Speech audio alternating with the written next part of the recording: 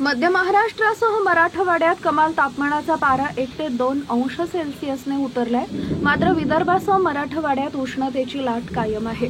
पुढील 1 ते 2 दिवसात या 7 जिल्ह्यांसाठी पावसाचं पोषक वातावरण निर्माण झालंय। त्यामुळे राज्यातील अनेक भागात तुफान चक्रीवादळासह अवकाळी पाऊस होण्याचा अंदाज हवामान विभागानं दिलाय।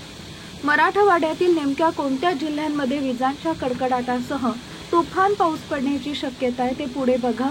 त्या अगोदर आपल्या चॅनलवर नवीन असाल तर चॅनलला सबस्क्राइब जरूर करा, जेणेकरून अशा प्रकारच्या अपडेट्स या तुमच्यापर्यंत पोहोचत राहतील।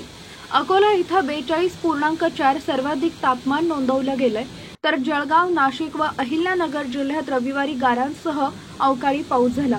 पश्चिम मध्य बंगालच्या उपसागरामध्ये सक्रिय असणारा कमी दाबाचा पट्टा निवळलाय।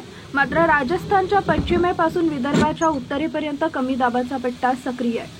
वाढत्या उष्णतेमुळे बाष्पीभवनाच्या प्रक्रियेलाही वेग आला, त्यामुळे काही भागात पावसाचा अंदाज आहे। राज्यात एप्रिल महिन्यात उष्णतेचा पारा अधिक तीव्र असतो आणि उन्हाच्या झळा या अधिक तीव्र होताना दिसतात। मात्र यंदाचं हवामानाचं चित्र बिघडलंय।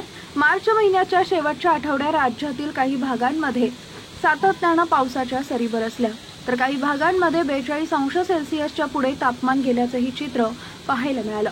राज्यातील काही भागांमध्ये अवकाळी पावसाचा इशारा देण्यात आलाय। विदर्भ, मराठवाडा, मध्य महाराष्ट्र आणि कोकणातील काही भागांमध्ये आज पाऊस येण्याची शक्यता आहे, तर काही भागांमध्ये उन्हाचा तडाखा वाढण्याची शक्यता वर्तवण्यात आली आहे।